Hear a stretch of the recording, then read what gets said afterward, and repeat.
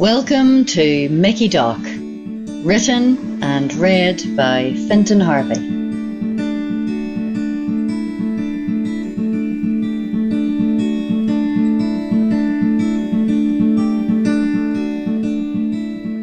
Mickey Doc, Chapter 6. I'm trying to run, but my legs just won't move as fast as I want them to. It's like they're made of stone or something. My heart is beating so fast I think it's going to burst out of my chest. The mob is gaining on me. Some of them are wearing t-shirts with my face on them and they're chanting my name. Others have weapons and they want to hurt me. I recognise a few of the mob. Stevie, Decky and Marty are there and they're throwing stones at me. Marty's head looks really big. I think I can see Poe from the Teletubbies too, but that could just be a costume. I can see my ma up ahead and she's standing in a doorway calling my name, but she just seems to be getting further away and the mob is gaining on me. I trip and fall as the mob are about to pounce. I hear a siren and I hope it's the police. The siren is piercing through my ear. Then I wake up in a cold sweat and realise it's my alarm going off. I look at my phone and it's 4:15 a.m. in the morning. Fuck, what the hell was that all about? I lay there for a minute trying to get over my nightmare. Then I take in where I'm at and what I'm doing here. When I got to the hotel last night, it was heaving with people, so I just went straight to bed and set my alarm for this ridiculous time. 2 hours to get myself ready, then I should be in the audition queue for 6:30. I do my usual getting ready routine. A few push-ups, a long shower using French Connection UK body wash while singing. This is so I smell good and get my voice muscles warmed up. I like the professional approach. I read somewhere that Whitney Houston used to do this before playing a concert. There was other stuff she done too pre-gig, but that's not my cup of tea. After the shower, I do 10 more push-ups and then get dressed. I spent a lot of time before packing, deciding on the perfect outfit. The kind of outfit that's going to make people think, holy shit, this guy is not only a great singer, but he knows how to dress. And he has a great body. Then it's time for the hair. This takes me a good 45 minutes to get right. Although my hair isn't long, it has to be styled to perfection. A bit of hair sitting the wrong way could cost me getting through to the actual main show. I then do some poses in front of the full-length mirror in the wardrobe. I need to see myself from every angle and in every way of standing, just so I know the look is right. After a few tweaks to the hair and clothes, I'm finally ready to present myself to the world. World, I present to you Mickey Doc. It's 6:45 by the time I'm making my way through the lobby of the hotel. The place is absolutely jammed with people and coming and going. There's a weird mix of people and all the chat seems to be about the X Factor. I grab a few slices of toast and a banana and make my way out to the main door and head across the audition queue. There must be thousands of people there already. I only thought there was weirdos in the hotel lobby. There's a man here who's at least 60 and looks like my old form teacher. The only difference is Mr. Hutton always wore a nice suit. This bloke is wearing a pair of bright blue cycling shorts, a blonde wig, makeup and one of those wee dresses a ballerina wears. I think they're called a tom-tom. He's wearing nothing in his upper half apart from a really hairy chest and what looks like nipple clips. I dodge past him as he's practicing his do-re-mi like it's the most normal thing in the world. I honestly can't stop staring at people. Some of them look normal like me, but others are just pure fucking nuts. I'm walking along staring when all of a sudden I walk into a man wearing a high-vis vest and has a clipboard. I'm not sure anymore who is normal and who is nuts, so I apologise and asked him if he's here for the auditions. He looks like a bouncer with his head shaved and a big frame. You what, mate? Are you here for the audition? I say it slowly and loudly this time in case he's a looper and can't understand me. I'm fucking security here, mate. Are you just going to walk around with your gobble, but are you going to join the fucking queue? I'm going to join the queue. I just can't find the end of it. Over there, mate, behind the geezer dressed as a cow. He points over at a large middle-aged man who's wearing what looks like a giant cow onesie. Again, this all seems normal to people here. It's kind of like what I imagined Strabane to be like, only without the violence. Marty and Stevie ended up going back with the girl to Strabane one night and were lucky to get out of there with their lives. They said they only went there because Stevie was trying to get off with the girl and Marty tagged along with a promise of free drink. Turns out the house was owned by a local paramilitary family and the girl was the daughter of the main man in Strabane and still lived with her family. 3 men, her dad and 2 brothers, interrogated Marty and Stevie in the spare room for 45 minutes. Because it was 3 o'clock in the morning and the men had been woken out of bed, they didn't bother getting dressed, and each of them just put on a balaclava while only wearing boxers and a string vest. They would fit in nicely here. Nobody would blink a fucking eyelid. I walk over to the queue and stand behind the person dressed as a cow. I try not to make eye contact with him, so I just look ahead.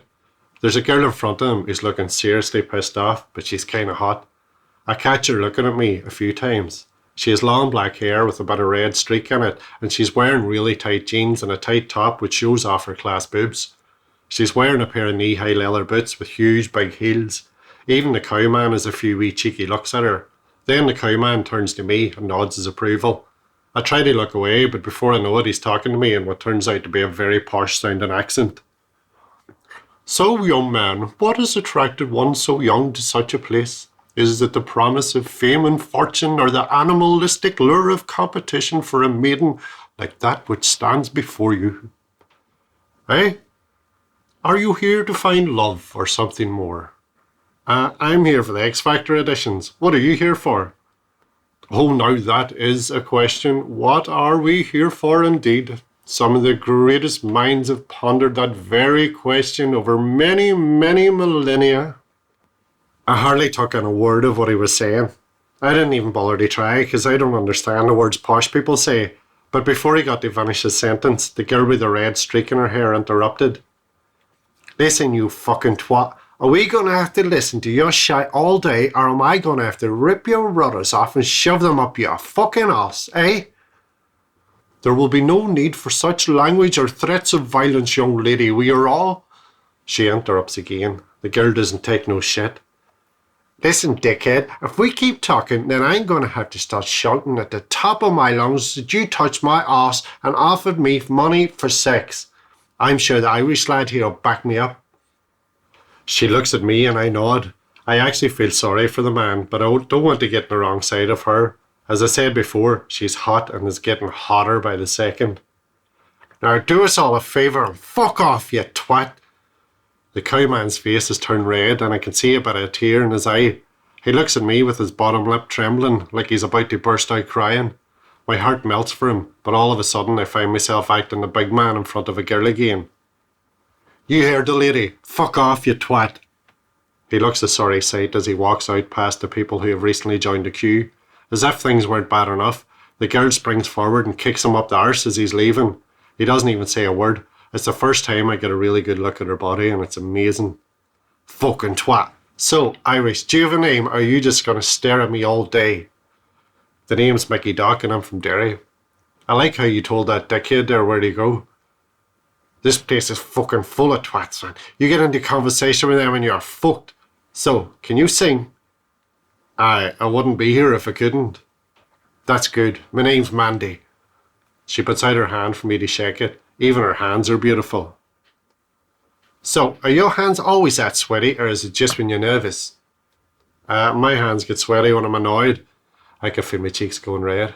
Listen up, man. I'm not going to bite your head off. Well, unless you want me to. She gives me a cheeky wee wink. Jesus, these jeans I'm wearing are getting tighter by the second. So, Derry is in Northern Ireland, right? Aye, it's in the northwest. Have you ever been there before? In the past 2 years, I've been to Paris, Barcelona, Ibiza, Rome, and Los Angeles. Why the fuck would I want to go to Derry? Because Derry was the city of culture last year, and we had the biggest fly ever. Over 200,000 people in 1 week. Yeah, you're funny. Want to hang out for a while you're here? Damn right I do. Where are you from? Jesus Christ, I could actually score here. Not that it's a big shock or anything, of course. I'm from Rochdale. It's about 45 minutes from here. It's a fucking shithole. I live with my mum and my stepfather who are both fucking dickheads. The sooner I get out of that place, the better. Aye, I'm the same in Derry. My ma and dad are dickheads too. My mates have been acting dicks lately too, so the sooner I get away, the better. Mates and family will only do one thing, let you down. Aye, I kinda lost the head with my best mate, Dekey, when I found out he's gay. He's a great bloke too. Fell out with my other two best mates too, I'm not even sure why. They must have been assholes. Blah blah blah blah blah blah blah. That's all I'm fucking hearing, Mickey. Every prick here is a fucking sob story. Don't you be one of them too. If your mates are arseholes, forget about them. How are we going to skip this fucking queue? I want to tell her they're not assholes, but she's hot. I was just thinking we wait for the people in front of us to go in, then we go. And stand here waiting for those bunch of dicks and jump in the queue. You in? Fuck, I really shouldn't. Aye, I'm up for that, alright. Next thing, she pulls out a voice recorder and a clipboard and 2 passes that go around your neck which says press in big letters. I'm pretty confused, but there's nothing new there. Why do you need to press the passes? She looks at me like I'm stupid. I'm used to that look though. What do you mean? Where it says press, what happens when we press it? She stands there staring at me for what seems like ages. You're as thick as dog shit, Mickey, but in a cute way. Press means we're part of the press, like a reporter or a journalist. The penny drops. If there was to be a soundtrack to my life, it would be the sound of pennies dropping. Oh, that kind of press. So, what's the plan? She rolls her eyes like I'm the most stupid person she ever met. I'm definitely not the stupidest person I've ever met. This queue is going to take fucking ages, right? So we can speed things along and have some fun as we go. You just follow my lead. We're reporters from Manchester Tribune doing a report on the X Factor. These fucking freaks would believe anything if they thought they get their name in the print or their faces on TV. I put my pass around my neck. Then she grabs me by the hand and pulls me along the queue. She's pushing people out of the way, shouting, "Press coming through, right, who wants to be interviewed for the newspaper?" Suddenly people in the queue jump into life when they hear the word interview. It reminds me of my ma's dog when it hears the word walkies. He reacts like a fucking animal too, the spoiled little prick. Mandy whispers to me, "Right, Mickey, you record this and I'll ask the questions." I whisper back, "But I don't know how to work out this thing. Is there even a CD in it?" "You don't have to know how to work the fucking thing because we don't work for a fucking newspaper and don't give a fuck what these dicks have to say. Got it?" She's right in my face when she's saying it, and she looks angrier than my ma when I tell people her real age, but I still find her really sexy. Not my ma, Mandy. Jesus, I better not start mixing up those two thoughts. I just nod at her like a lovesick puppy. We push our way up to a group of people who are around my age. I think they're from Scotland or Wales. I always mix those two up. Mandy starts talking to them and she sounds amazing, just like a professional. She even changes her voice, kind of takes the roughness off it. She's even smiling. "Okay guys, how are we all doing? Can you spare a few minutes of your time for an interview for the Manchester Tribune?" The 4 blokes at the front step forward. They're all taller than me, so I feel a bit insecure, if that's the right word. Mandy is talking to them with that big fucking smile she's got on her, and I immediately start to feel jealous. A lad with a big rugby looking hair answers, "That guy, nae bother, love." Brilliant, so where you all from? "We're frae Scotland and we're here to win the X Factor." They all cheer. I'm starting to get jealous of the way she's talking to them and they're loving it. "So who are your biggest influences?" She's definitely flirting with him. She has her hand on the arm of the bloke who's talking and keeps looking into his eyes. "One Direction and Take That. 2 powerhouses in the music. As you can see, love, we're all good looking lads who can sing. The X Factor wouldn't know what had it." "You are definitely good looking, alright." Fuck, they're going to steal my girl. They all cheer again. Then all of a sudden, without warning, I just start shouting, "You won't win the X Factor because I'm Mickey Doc and I'm going to win." I open my eyes and everybody's staring at me. "You're about to go in the X Factor and you're a reporter too." "I'm not a reporter, I'm Mickey Doc and I'm going to win the X Factor."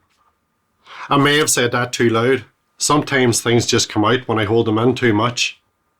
"So are you two taking the piss with this newspaper stuff?"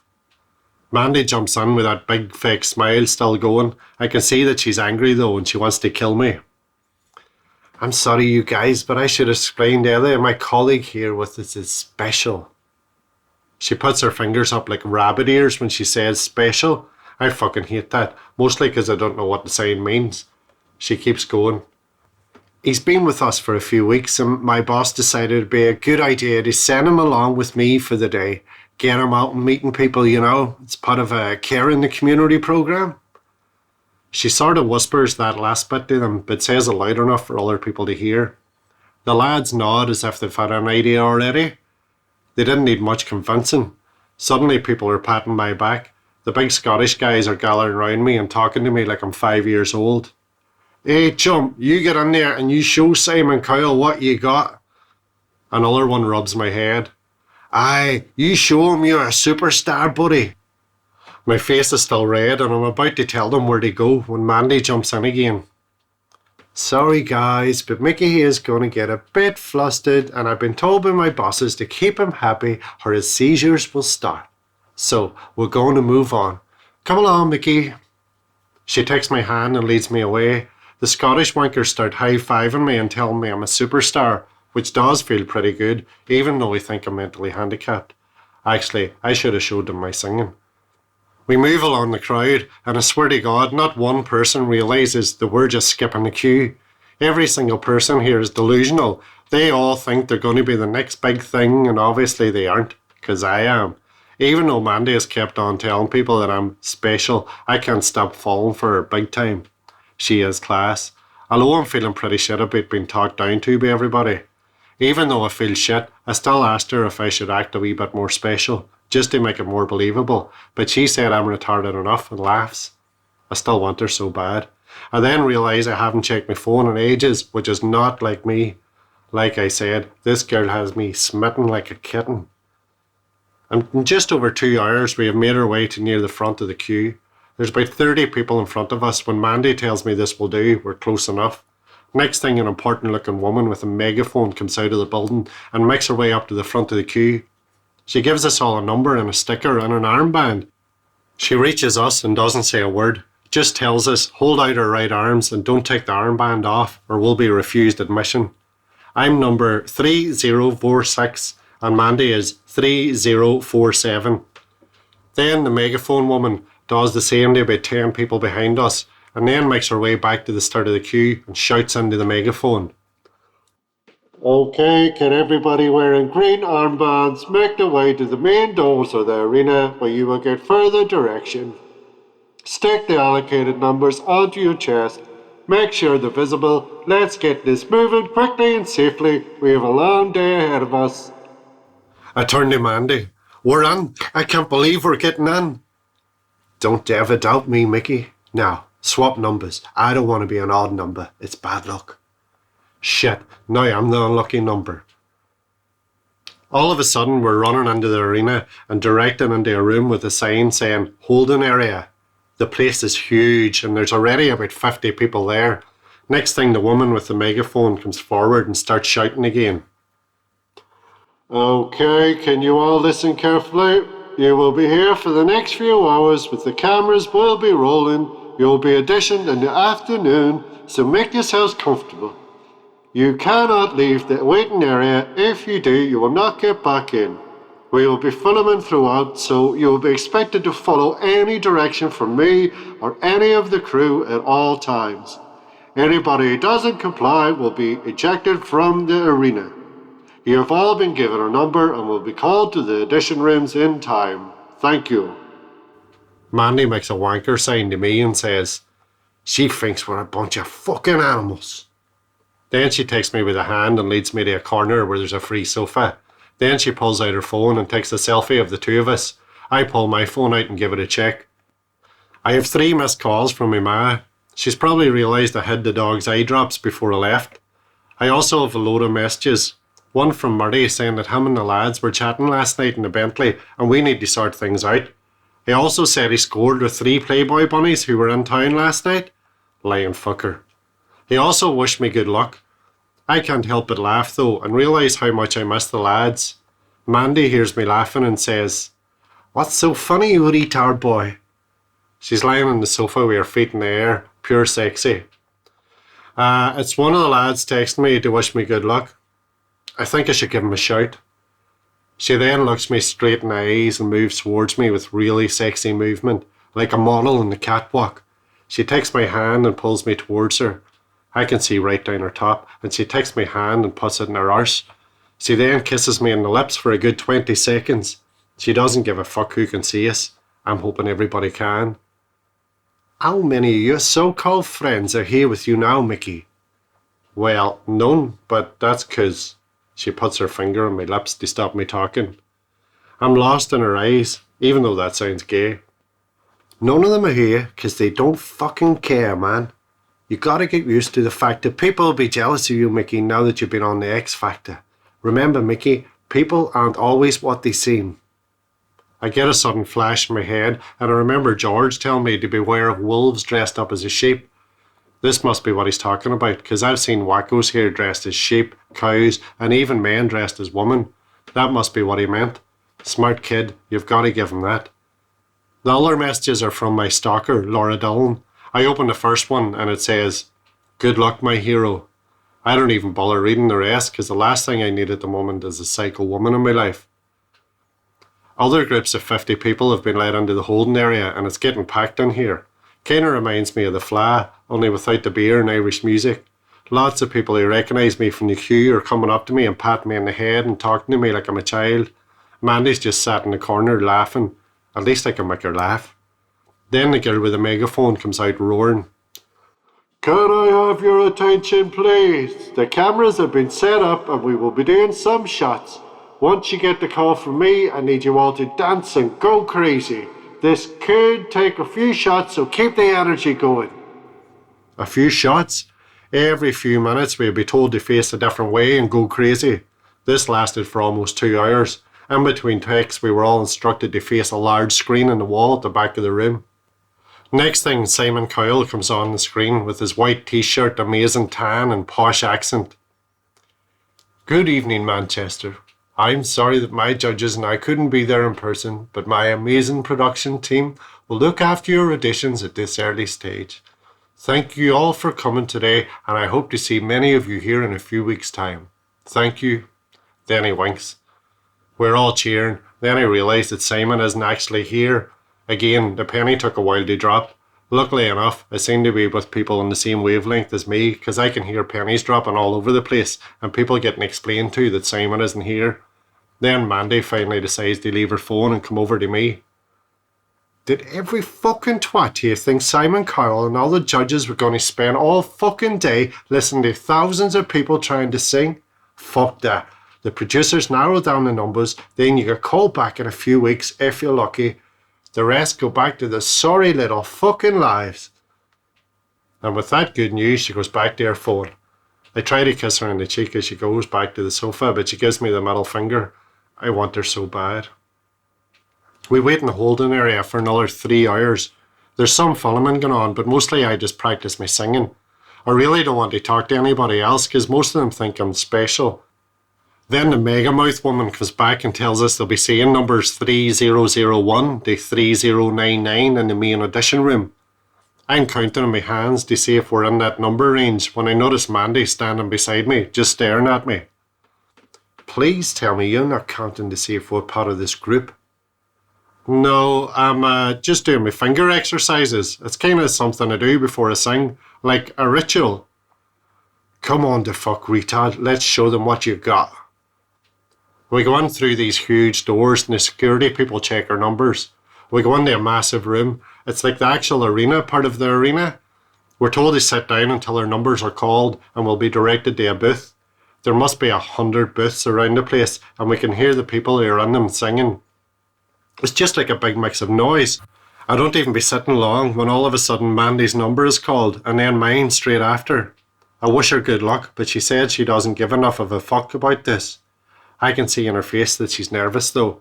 It's the first time I've seen her look vulnerable, if that's even a word. We arranged to meet back at where we're sitting in the holding room afterwards. This is it. Fuck. Everything was a blur. I was told to go into a booth where 3 people were sat. I don't even remember what they looked like. They took my details and my number, then told me to sing. They just seemed like robots. I could hear other people singing all around me in neighbouring booths, and I can even hear people crying. It was so noisy. I took a deep breath and sang. Before I knew it, I was out there and back in the holding area. I didn't know whether to laugh or cry. Mandy ran to me and hugged me. She was shaking and told me she'd get through and that she's so happy. Then she caught herself on and said she didn't give a fuck. Then she asked me how I got on. Then I started crying and shouted, I got fucking through too!